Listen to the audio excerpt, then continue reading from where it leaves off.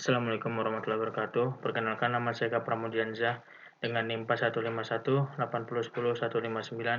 Saya dari kelas Natural Language Processing di pada jam 10.15 sampai 1 kurang 15 menit pada hari Selasa dengan dosen Pak Handri Noprison. Nah, saya di sini akan bertanya sekaligus menjawab tentang soal-soal yang ada pada tugas besar 1 ini. Soal pertama, apa yang dimaksud dengan NLP? NLP merupakan sebuah kemampuan dalam suatu komputer untuk memproses bahasa, baik lisan maupun tulisan yang digunakan oleh manusia dalam percakapan sehari-hari. Lalu soal nomor 2, lalu selain segmentasi teks, tantangan dalam pengolahan data dan riset di bidang NLP itu ada apa saja?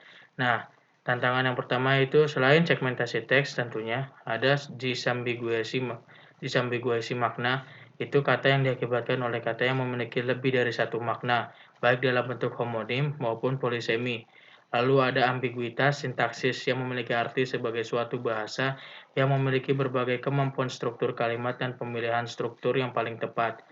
Lalu ketiga, terdapat inputan yang tidak sempurna atau tidak teratur.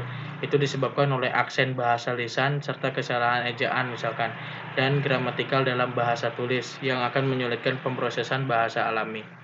Lalu tantangan terakhir itu karena pertuturan karena struktur kalimatnya yang kadang tidak tepat dengan maksud si penutur atau si penulis tersebut. Lalu ketiga, sebutkan contoh penerapan NLP pada aplikasi perangkat lunak. Nah, contoh penerapan NLP itu ada pemerolehan informasi, lalu ada penjawaban pertanyaan, perangkuman otomatis, penerjemahan mesin, pengenalan wajah, sintesis bicara, pengenalan karakter optis, dan analisis sentimen. Lalu soal nomor 4, kegunaan library NLTK atau Natural Language Toolkit dan Sastrawi. Nah, fungsi dari NLTK itu adalah untuk memproses data alami dalam fungsi dari NLTK itu untuk memproses data dalam bentuk pemodelan teks. Nah, karena library ini telah menyediakan tools yang cukup baik sebelum digunakan pada machine learning atau algoritma deep learning. Lalu sedangkan library sastrawi itu untuk mengubah kata yang berimbuhan bahasa Indonesia menjadi bentuk yang paling dasarnya. Lalu soal nomor 5, tujuan dari scaffolding. Nah, tujuan dari scaffolding ini untuk mengubah setiap huruf menjadi huruf kecil. Biasanya hanya huruf A kecil dan sampai huruf Z kecil. Selain itu tidak akan diterima di dalam scaffolding. Lalu soal nomor 6 ada definisi dari tokenizing. Nah, tokenizing itu merupakan sebuah proses dalam pemisahan teks menjadi potongan-potongan yang disebut sebagai token dan kemudian dianalisa oleh si peneliti. Ketujuh, soal-soalnya jelaskan tentang stop word dan berikan contohnya. Stop word itu merupakan kata umum yang biasa muncul dalam jumlah yang sangat besar tetapi tidak memiliki makna yang berarti. Nah, contoh penggunaan stop word ini ada kata yang, dan, di, dari, dan seterusnya. Lalu soal nomor 8, apa algoritma yang dapat digunakan untuk stemming teks bahasa Indonesia? Nah, algoritma yang dapat digunakan dalam stemming teks bahasa Indonesia itu adalah library dari Sastrawi. Karena library Sastrawi ini merupakan algoritma dari buatan Nazif dan Andriani dalam melakukan stemming bahasa Indonesia untuk terkhusus. Lalu nomor 9 soalnya adalah apa tujuan dari word embeddings? Nah, tujuan dari word embeddings ini untuk memproses kata yang berupa alfanumerik. Misalkan A sampai Z dengan huruf besar, A sampai Z dengan huruf kecil, lalu angka 1 dan 0 sampai 0 dan simbol-simbol. Nah, ke dalam sebuah bentuk vektor. Nah, dengan adanya word embeddings ini, setiap kata itu akan memiliki kelengkapan yang sama atau berada pada konteks yang sama dan nggak jauh beda antar satu sama yang lain. Lalu soal nomor 10 adalah sebutkan dan jelaskan model arsitektur dari word to fact. Nah, model arsitektur dari word to fact ini terdapat dua jenis. Pertama ada continuous bug of word yang biasa dikenal dengan SIBO dan skipgram. Nah, model SIBO itu menggunakan kata-kata yang ada di sebelah kiri dan kanan kata target dan dibatasi dengan window untuk memprediksi kata target tersebut. Nah, sedangkan skipgram itu menggunakan sebuah kata untuk memprediksi kata-kata yang ada di sebelah kiri dan kanan kata tersebut yang dibatasi oleh window. Lalu ke-11 ada soal nomor 11 ada definisi dari bag of words. Nah, bag of words itu merupakan sebuah teknik untuk merepresentasikan teks ke dalam sekumpulan kata yang dapat diwakili oleh frekuensi kemunculannya dalam sebuah dokumen. Lalu soal nomor 12, jelaskan mengenai metode atau algoritma fast text. Fast text itu merupakan sebuah metode yang mempelajari representasi kata dengan mempertimbangkan informasi subword.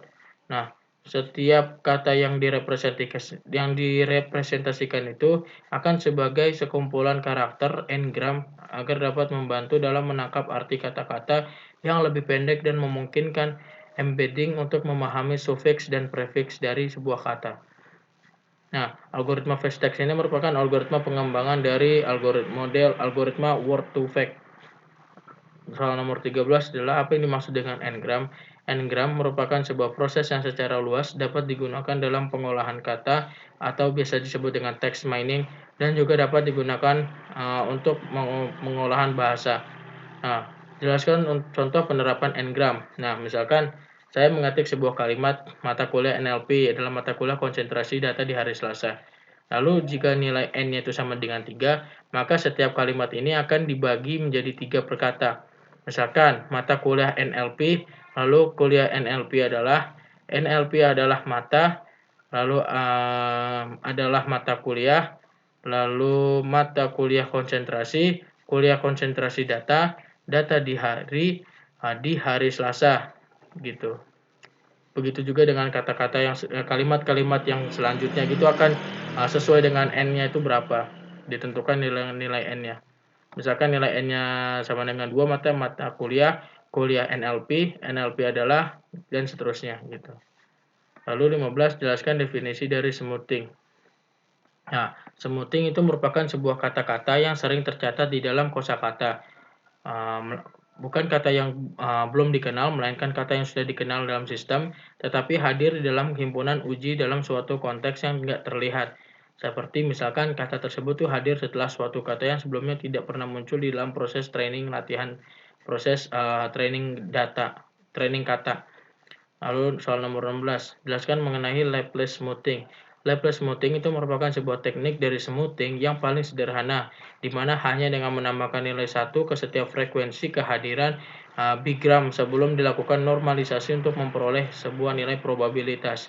Dengan begitu akan berakibat pada semua frekuensi yang tadinya bernilai 0 akan berubah menjadi nilai 1. Nah, lalu ada pengertian soal nomor 17, apa yang dimaksud dengan back off dan interpolasi.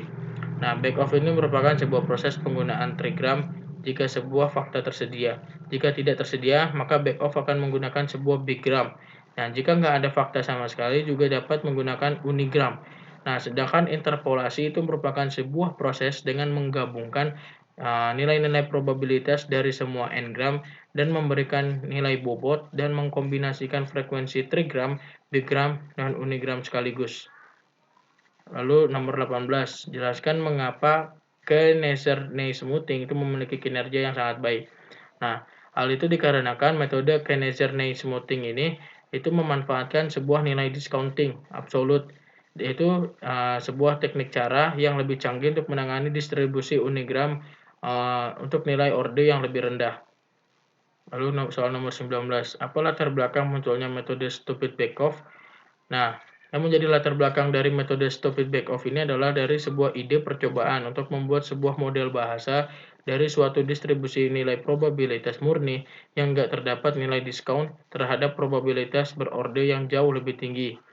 Nah, soal terakhir adalah apa dasar pemikiran dari metode good Turing smoothing? Nah, menurut Chow pada tahun 2009, pemikiran dasar dari metode good Turing smoothing ini adalah untuk memanfaatkan nilai-nilai count, nilai-nilai perhitungan, atau sebuah nilai frekuensi yang telah dilihat sekali untuk membantu dalam mengestimasi frekuensi dari sesuatu yang belum pernah terlihat sama sekali. Nah, mungkin itu saja yang dapat saya sampaikan, kurang lebihnya mohon maaf. Wabillahi taufiq wal hidayah. Wassalamualaikum warahmatullahi wabarakatuh.